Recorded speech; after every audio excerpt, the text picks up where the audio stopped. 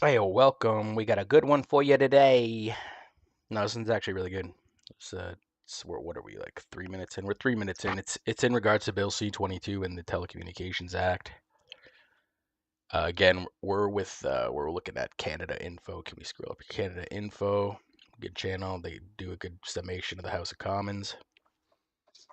Good information to have as a Canadian. You should always be looking at CPAC when you can. I mean, a lot of it's boring, but if you pay attention to what hearings are coming up and what they're discussing, usually there's a lot of good information that's being discussed. Like this, the concerns are legitimate. Like at first, I'm one of those guys that's like, if you have nothing to hide, then you don't need a VPN and you don't need to worry about the government going through your shit. But at the same time, when he puts it this way, it's like, I mean, I mean, still don't have anything to hide, but who knows if the government is putting in laws like this where it's no longer just your typical, yeah, we ask your ISP, we say give us all the predators, they give us the predators, we go after them. Now it's what maybe a politician's gonna be like, oh, I don't like this guy. What is he? Is he doing? Is he saying anything that we could incriminate him for? Let's go after him. I could read all of his messages. Let me fucking scrutinize this one guy I fucking hate. This one dickhead in my constituency keeps fucking chirping me online. I want to see if we can go through his entire history and just find anything to fucking pin him down with. You know what I mean? It goes from, you know, it goes from obvious threats and terrorist threats of violence on top of child endangerment to ah, I can just scrutinize everybody and everything, and I just go through your whole fucking history. I don't like you. As follows. A service or feature of a service You that said involves this, the and it sounds creation, like this, so performance, we're gonna arrest you. You're gonna put you processing, through 3 years of transmission, litigation, reception, and it's gonna emission, cost or you a lot of money. making available of information in electronic, digital, or other forms, and the definition goes on. I realize that's a mouthful. But taken together, Mr. And Speaker. also, it's very sus that they can't just straight up say, "We want to look at all your information." Why don't you just say, "We want all your information"? Just let us look at all your information. Why are you gonna be like, "Yeah, it's just gonna be major telecommunications, and also any type of application that allows communications in general"? What? What was that? Same monitoring as always, and what was the last part? And monitoring of anything that enables communication. You want to monitor everything? Well, we don't want to monitor everything, but we're just going to monitor anything that allows you to communicate with anyone. So everything? Why Mr. Speaker, these definitions are we create dancing an around this? extraordinarily What's so broad wrong? What's so... scope. Based on the text as written, I could qualify as an electronic service provider. Banks could qualify. Law firms could qualify.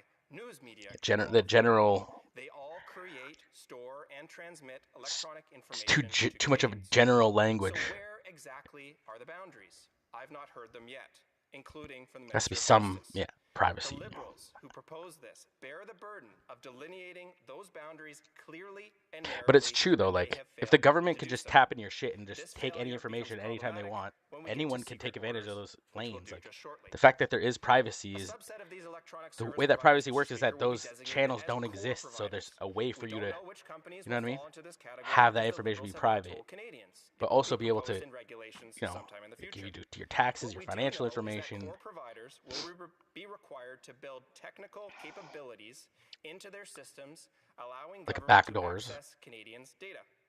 The Liberals have But attempted to wouldn't that assure bog down Canadians that all their these systems too? obligations Like will I'd be be like, limited I don't give you to a permission. narrow I put this subset of fucking system metadata. together. I put this computer The together. I Justice don't give you Minister permission to fucking reiterated this bog when my he shit said in down his with your speech the goal fucking... is, quote, not specifically requiring the individual content of every message, but only trying to identify what Tell messages me may when have you been want to come sent into my at one computer. time. I'll open her up But that and isn't I'll what make the sure bill I'm not says. fucking gaming Section and watching shit. You can go ahead 52A and fucking do your allows thing. Cabinet to make regulations requiring core providers to develop, implement, and maintain these technical capabilities. I was like, at least be Importantly, straight up. Just be like, we want to look regulations at may your be shit. made, quote, Okay, cool. Go relating ahead. to extracting Just tell and me. Don't organizing you have to fucking be information. like... The phrase extracting information is extremely broad and goes well beyond metadata. Moreover, Mr. Speaker, Section 52A is not limited by the restrictions respecting metadata in Section 5.4. Those are the restrictions around browsing history and social media. But Just a even little bit. if the requirements were restricted only to certain metadata, the proposal would still be overbroad. Metadata, including location data, is far more revealing than, as the minister said, just what messages were sent at what time. Metadata, Mr. Speaker, is a comprehensive record of communications behavior. Combined with the subscriber data available under Part 1 of the bill, it creates a detailed picture of Canadians' daily habits, places of residence, movements, social relationships, and private lives. This is exactly why similar blanket retention laws in Europe were struck down as a disproportionate interference in privacy rights. Now, for all of these electronic service providers, whether they are core providers or otherwise, the government maintains even more sweeping powers. Section 7.1 allows the minister to issue an order to any electronic service provider, imposing the same obligations that can be required of core providers. All of these powers, Mr. Speaker, whether exercised in respect of core providers or any electronic service provider, can be exercised in secret. Regulations made by Cabinet for core providers are exempt from the Statutory Instruments Act. Not just secret. With AI, you can just blanket for electronic fucking service providers data are farm. exempt You from just, the Statutory Instruments hey, what's Act. going on in this guy's That computer? Is means anything they sus? will not be published in the Canada Gazette. That means they will be secret. Worse still, Mr. Speaker, electronic service providers will be prohibited from publicly disclosing that they are even subject to an order. That's sus. Because, like, that's what they're doing in Australia. They're banning. Is it Australia? They're banning people? Pretty sure that's where I heard lately that they have some organization that can ban people, and it's illegal for that person to talk about them being banned, and anyone else who is aware of them being taken in, it's illegal for them to discuss it, and they're like not even legally supposed. Nobody's legally supposed to know that these organizations are taking people in for question. I don't know how it works or who it's targeting, but it doesn't surprise me. It's fucking cooked. These requirements to build systems into electronic service providers, provision of electronic services to Canadians, will create serious vulnerabilities in our infrastructure. Mm-hmm. Providers will be creating a front door for government access. Mm-hmm. One that Turn can the back door. Just and come on likely in. will be exploited You don't by have to go through bad the back. Just actors come on in the or the front. government itself. Yeah. That is not my conjecture. That is a demonstrated fact. Two examples, Mr. Speaker. First, in 2004-2005, hackers exploited Vodafone Greece's built-in lawful interception systems to illegally tap the phones of the Prime Minister, cabinet ministers, and other senior top officials for months. More recently, the China-linked Salt Typhoon hacking group breached lawful intercept systems operated by major U.S. providers, including Verizon and AT&T. In both cases, systems built for authorized government access became gateways for serious abuse, including by communist-backed hackers. These systems will be abused by government, Mr. Speaker. I don't trust the government to exercise these powers in the public interest because they have shown themselves to be untrustworthy. There is another path. Our current legal framework Yeah, the already RAD can provides app, for all the police to fucking obtain money shat out to authorizations tech for companies that information, provided the conservation government orders, with and absolutely assistance nothing. orders. Critics argue the process is slow and burdensome, and those are serious concerns that deserve serious merit. But the solution is not blanket authorizations to retain vast amounts of data by an untold number of service providers. In summary, Mr. Speaker, Bill C-22 will create a broad surveillance framework covering vast amounts of Canadian data, do so largely in secret and without sufficient oversight or remedies for misuse, introduce new vulnerabilities into our digital systems that will make Canadians' data less secure, and these are vulnerabilities that bad actors and even government themselves may abuse. Taken together, the government has failed to demonstrate why these expansive new powers are necessary, why the current system cannot be improved upon, and that Bill C-22 strikes the right balance between public safety and the protection of Canadians' privacy interests. You say it any fucking clearer than that? Speaker, let me be very clear. Since June of last year, the government, in one form or another, has been explaining and asking for lawful access. Canada is the only country in the Five Eyes that does not have lawful access. The Conservative Party has made a commitment to defeat and kill Bill C-2, which had lawful access. Therefore, we have brought Yeah, like Bill lawful access, like in the UK C-22. where they're There have throwing been people a in the number of fucking hours clink of for debate Facebook on this messages. legislation, Lawful and that is access. the reason why I believe the Conservative Party's intent is to filibuster the legislation. If that is not the case, can the member give us an indication on whether or not he would like to see this bill pass second reading before the end of the... Order, the honourable member for York Durham. Mr. Speaker, as I clearly said in my remarks, the goal here is to strike the right balance between the interests of protecting public safety and suppressing crime and the protection of Canadians' right to privacy, the right to not be intruded on by government or their agents. Contrary to my honourable member, the purpose of this place is to debate those issues.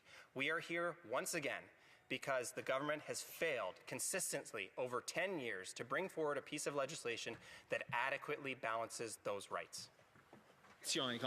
Period. Honourable member from Mirabel. Thank you, Mr. Speaker. I'd like to thank my colleague for his excellent speech. He raised points that in many respects are very valid. But I'd like to know what he thinks about this government, which on the one hand wants to increase the powers of law enforcement and CSIS, and at the same time wants to make savings at all costs and cut 15% from the budget of the National Security Agency that is in charge of surveillance. So how come on the one hand they can say that these people need more power and at the same time they cut the funds for the surveillance? Durham. Mr. Speaker, my Bloc colleague has, of course, pointed out a contradiction in the government's position. I also would thank them for pointing out in their earlier speeches on this the lower threshold of suspicion in Part 1 that the government introduced. And this is exactly why we have this debate. So that's a question for the government to answer, why they have this contradiction of, on the one hand, wanting more power, but on the other hand, reducing the resources toward law enforcement to exercise those powers. Questions and comments, the honourable member for Provencher. Thank you, Mr. Speaker, and thank you to my colleague from York Durham for his excellent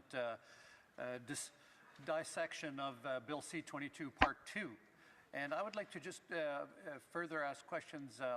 The Liberals have been trying to assure us that judicial oversight will be an important part of this bill. Does he see that as still being retained inside of the bill as it is written? The honourable member for York Durham. Mr. Speaker, the short answer is no. I do not see that as being a robust portion of Part 2 of this bill. In part because much of what the minister will do and the regulations that will be made in secret. Moreover, the provision of sending ministerial orders to the Information Commissioner is, in my view, somewhat misguided. The Information Commissioner deals with national security issues and signals intelligence, among other things. That individual is not tasked with protecting Canadians' privacy rights, and that balance is not there in the review. Questions and comments, the honourable member for Vancouver East, about 45 seconds. Thank you very much, Mr. Speaker. Quick question for the member. The government omitted to properly consult the Privacy Commissioner, and is a curious thing why they did that. Would the member support an amendment to the bill to say prior to it receiving Camera's freaking out.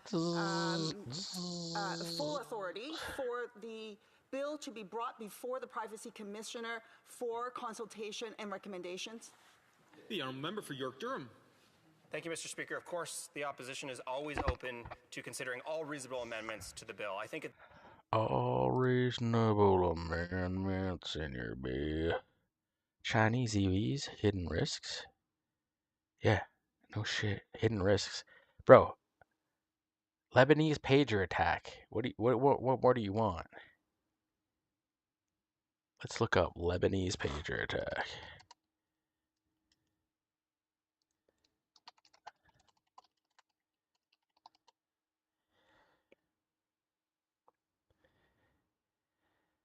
Look at this shit.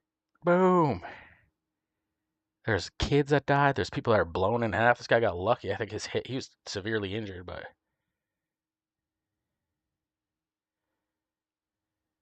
so many people, innocent, like bystanders, just.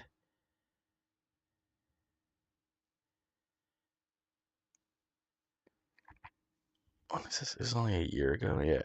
And you're telling me you're gonna allow 2,000-pound battering rams that are fully that can be Witnesses will fully have 5 controlled minutes for their remotely opening into remarks, into and the then we country? will go into a round of questioning.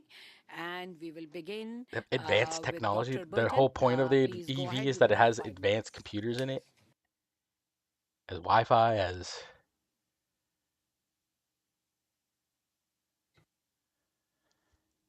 Mute yourself. maybe if they're sending in pure mechanical beasts and we put 1 second, together we all the can't hear you. electronics, but that's not what's happening, is it? So we will go to Mr. Listen, Kingston hi there. while I the have technicians special figure out about Chinese Mr. chargers you Burton. gotta put in your Mr. house. Kingston, Oh, you please gotta put a go ahead. special You will Chinese have charger. 5 There's minutes for guys in your Quebec opening calling me, telling me they remarks. can't Thank fucking you. charge their car because they don't have Thank you. Is that Wi-Fi. working? What? You can hear me okay? What do you mean you can't charge your car because you don't have Wi-Fi? Excellent. Does your Well, charger not work with Madam power? Chair, committee You can't members, turn it thank you on for the without a fucking invitation to appear touchscreen or an today. app? Like what? As part of the committee study on the Canada-China preliminary joint agreement on Canada's electric vehicle sector. The Canadian Vehicle Manufacturers Association, CVMA, is the industry association representing Canada's leading manufacturers of light and heavy-duty motor vehicles. Our membership includes Ford, General Motors, and Stellantis. CVMA members have been operating in Canada for over 100 years. They're responsible for most of the auto production in this country, having built over 100 million vehicles since 1945. Today, CVMA members are the largest employers, investors, and innovators in the auto manufacturing sector in Canada. Ford, General Motors, and Stellantis are leading the transformation to electrification. General Motors and Ford are the top EV sellers in Canada, while Stellantis is the only manufacturer building PHEVs and EVs in this country. The CVMA is concerned with the Canada-China agreement that reversed the China surtax order and allows 49,000 Chinese vehicles into the market. That's equivalent to 30% of the total number of EVs sold in Canada last year, a significant number. The agreement has the potential to undermine Canada's auto sector and presents risks to the future of the integrated North American auto supply chain for the following 4 reasons. Number 1, level playing field.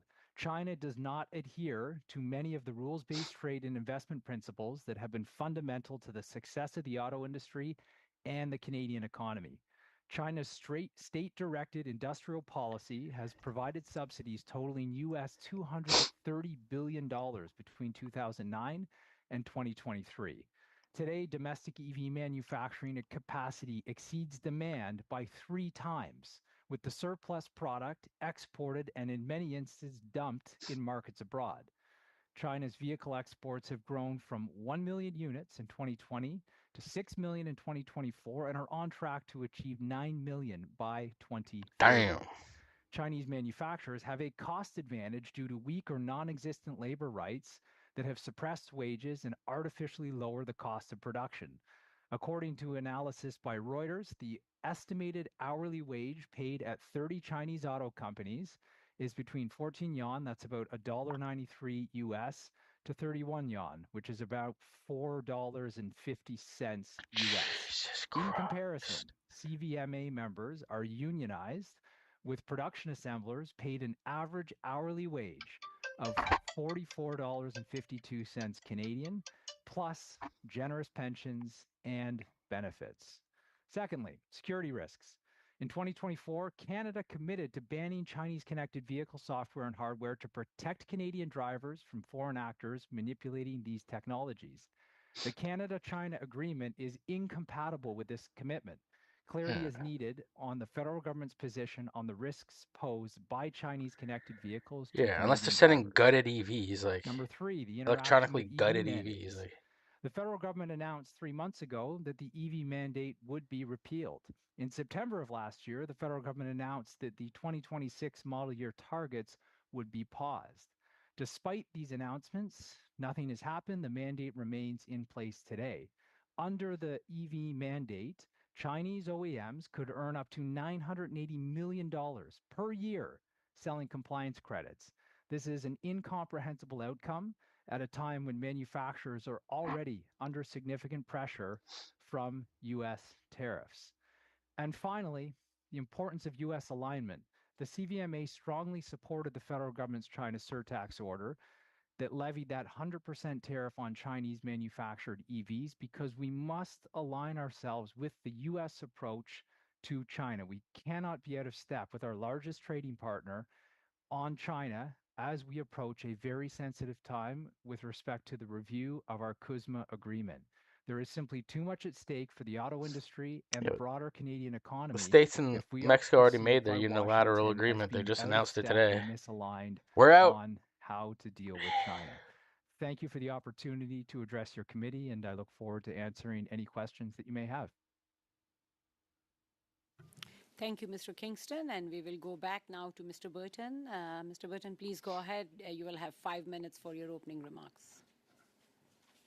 Thank you, Madam Chair. Can you hear me now? Wonderful, wonderful. There are profound scientific research and national security implications of the Canadian government's recent concession allowing heavily subsidized Chinese electric vehicles into our market. In September 2024, I testified before the Commons International Trade Committee that Chinese EVs represent a critical security threat to Canada.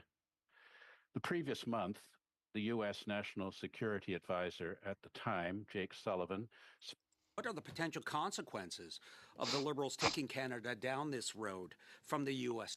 They need the market. Thank you. Time is up, MP Rana. We will now proceed to MP Blanchet-Junca for 6 minutes. Please go ahead. Merci, Madame la Présidente. Je salue les témoins qui sont colleagues across the way were cheering when Stephen Harper oversaw and, in fact, stood with glee as Huawei signed an agreement to provide telecommunications integrated services in Canada. I remember when, in 2014, the Harper government signed a customs agreement. And I don't hear that. I don't hear those concerns. In fact, I also remember the 31-year FIPA deal that the Harper government signed in 2014. So it's interesting to see my friends opposite now all upset that we are trying to do the best that we can to help create opportunities for Canadian workers. Brian, it's good to see Mr. Kingston. It's good to see you again. As always, how many jobs has the auto sector lost since Trump started imposing tariffs on Canada? Total auto jobs are auto manufacturing are flat. Most of the job losses that have occurred are in the supply chain in auto parts and components. That is. How many? I'm going off a recent RBC report. I believe auto supply chain jobs were down about 5%. How much investment has been made by U.S. automakers in Canada in the last 2 years? In the last 2 years, the total amount is $10 billion. That's a combination of the investment going into Oakville. So Ford is retooling that plant, of course, finishing the battery plant in Windsor and recent upgrades to the line by General Motors in Oshawa. Organization, right? That's correct. Chang'an? Chang'an, sorry. Their JV with Chang'an in China? In China, or their partnership? Chang'an. Yes. Atlantis Leap partnership. Do you have the same the fact that your Why does members this shit are keep entering cutting out? Like, what the JVs with the fuck? very same types of manufacturers that we are concerned about bringing to Canada? So every manufacturer that's wanted to gain access to the Chinese market has had to enter into a JV. That is how China has secured access to technology, by making sure that they have JVs with these companies. I don't have a concern with that. What I have a concern with is, if you're going to cut a deal with China, why is there no reciprocity in any of the agreements that we have done? We're opening our market without any conditions or conditionality on. In fact, there are conditions around a whole variety of different parts of this, including around ensuring that the same types of security frameworks that were put in place by the Europeans are put in place in Canada. There are agreements to procure Canadian goods. I mean, how do we think about the auto sector in this country if we are entirely dependent on? All right. Well, that's pretty much how I thought I was going to turn out. Gaslighting, more liberal shit, flooding in Ontario, everything's melting. I'm melting. Everything should be pretty much done melting in the next week or so. Okay, I can't load shit. It's global news, state-funded bullshit. Won't let me load it anyway. State-funded news, really, really lame. It's 24 minutes in. What time is it? 11 o'clock. It's time to get a life. It's time to get a life. It's time to get a wife. It's time to get a... Yeah, it's time to get a life. Let's see what Buddy... Let's see some cinema trailers. Is this what it's called? Is this guy's name? This Randall character? Mile End Kicks. Coming of age movie about a woman, no care. Tennessee Williams collection. The Tennessee Williams I got an collection. exciting Kino package from Lorber. Warner Brothers and Allied Von Entertainment. Oh, this is so Warner let's open Brothers. up, see what we Allied got. Von. Welcome to the variety show where we open boxes and show you what's inside. Where's the goddamn You're watching timestamps? What's in the box? Where are the goddamn Big timestamps? box. I wonder what's in there. Oh, here we go. Here's the big reveal. And what is it? Is there anything else in there? No, they just packaged this really well. Okay, so we have the Tennessee Williams collection from the Warner Archives. So this is a 4-pack of films. Okay, These were all this is a previously must-have. released from I Warner skipped through this Archives, video. I and skipped to what the they've end, and I done was like, now oh, is Streetcar they're Named starting to Desire. package them together into Stella! single pieces, but they're all on their own individual disc. So let's open this guy. Nice. You don't know who Tennessee Williams is. So it's like the He quad is a famous American playwright. He layered did not thing. direct any of these films. He did not star in any of these films. So that's that. All right, here's the best part. Based on his plays. Oh. Yes, ASMR. Excellent. This release has A Streetcar Named Desire. This is starring Vivian Lee and Marlon Brando. Yeah. It has Cat on a Hot Tin Roof, starring Oh, Elizabeth Cat Taylor, on a Hot Paul Tin Newman, Roof, and yeah. Burl Ives. It has The Sweet Bird of Youth, starring Paul Newman and Geraldine Page. Never ever and watched Baby that. I Doll. should probably Who's watch in that. Baby Doll? I just remember playing Pink Starring Panther Carl video game Malden and references. Carol Baker. All right, Theatrical let's check this references. out. Wow, I love the disc art here. There's the Baby Doll disc. I also Never like that it's heard of Baby Doll. Don't know anything about it. spots. Cat on a Hot Tin Roof, Sweet Bird of the Youth, and A Streetcar Named Desire. So I did request this title from Allied Von, and the reason why is because I really wanted to check out their restoration of Sweet Bird of Youth with Paul Newman and Geraldine Page. Those are the main actors in that film, but I do have to note that there's 2 other actors that are really shining in this film here. Shirley Knight looks incredible. She seems to be the star of this film, even though she's not. And you might know her from the movie Grandma's Boy. She plays one of the Nick Swartzen's mom's, like, friends. She was definitely a star back in these days. Friends. Wait, is she You the might one know that her from takes Nick April. Swartzen's She's virginity? I think it Shirley is too. Knight. Looks They incredible. recognize her. You're my 1,000 something. She seems You're to my be first. the star of You're this my film, even though she's not. 1,000 And something. you might know her from the movie Grandma's Boy. She plays one of the Nick Swartzen's mom's, like, friends. But she was definitely a star. No, she back plays in the woman who these takes days. Nick Another Swartzen's person who's in here is a very virginity. young Rip Torn. Rest in peace to him. She's He's a classic. dad She's the from classic Freddy Got MILF. Fingered, if you don't know who Rip Torn is. So yeah, I really What? wanted to check that out. That's a really cool fact. He's Yeah, also A the- Streetcar Named Desire, if you don't know who dad from. Rest in peace to him. Who's in He's here is a also very Patches young Rip O'Houlihan. Torn. Holy Another person shit, who's he in looks here young is a as very shit. Damn. You can dodge a wrench, you can dodge a ball. I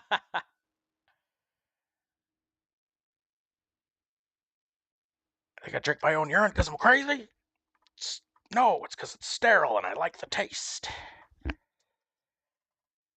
Holy shit, is he ever young there? Young Rip Torn. Rest in peace to him. He's the dad from Freddy Got Fingered.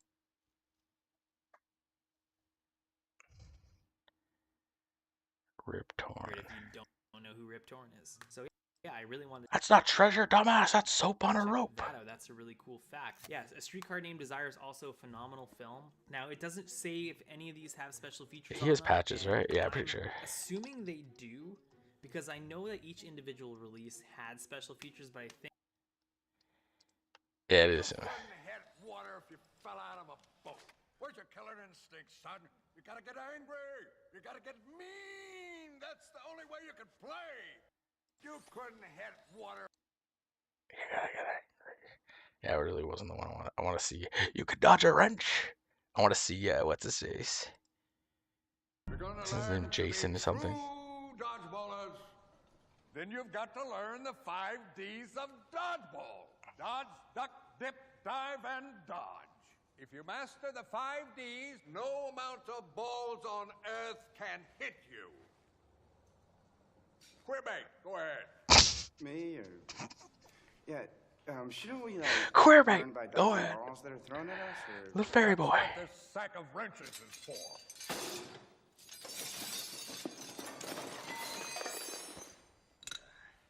If you can dodge a wrench, you can dodge a ball. what?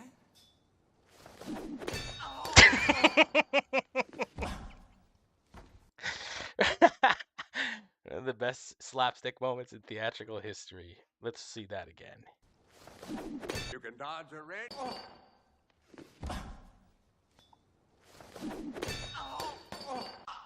Dodge a ball. What?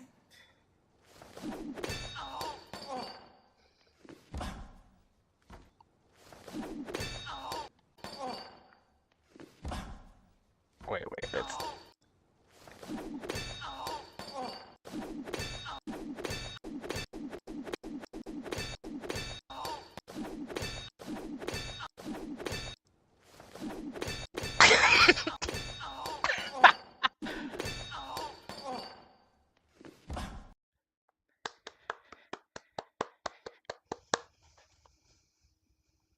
One second.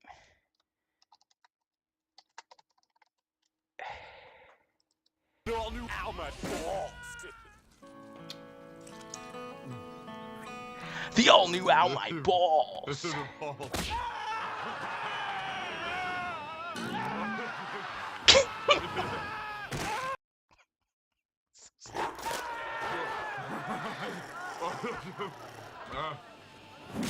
I like money. Alright, that's it. That's it for today. Give me